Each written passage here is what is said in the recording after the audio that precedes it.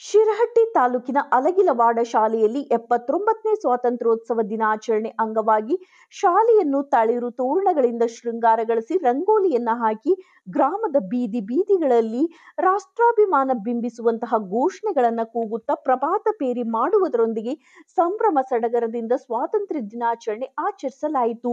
ದೇಶಕ್ಕಾಗಿ ಪ್ರಾಣ ತ್ಯಾಗ ಮಾಡಿದಂತಹ ಹಗಲಿರುಳು ಶ್ರಮಿಸಿದ ರಾಷ್ಟ್ರ ನಾಯಕರ ಜೀವನ ಚರಿತ್ರೆಯನ್ನು ಮಕ್ಕಳಿಗೆ ತಿಳಿಸಿದ್ದಲ್ಲದೆ ಸ್ಥಳೀಯ ಸ್ವಾತಂತ್ರ್ಯ ಹೋರಾಟಗಾರರಾದ ವಡವಿ ಗ್ರಾಮದ ವೆಂಕಟಾಚಾರ್ಯ ವಾಯಿ, ಮೈಲಾರ ಮಹದೇವಪ್ಪ, ಕೂಗನೂರು ಗ್ರಾಮದ ನಿಂಗಪ್ಪ,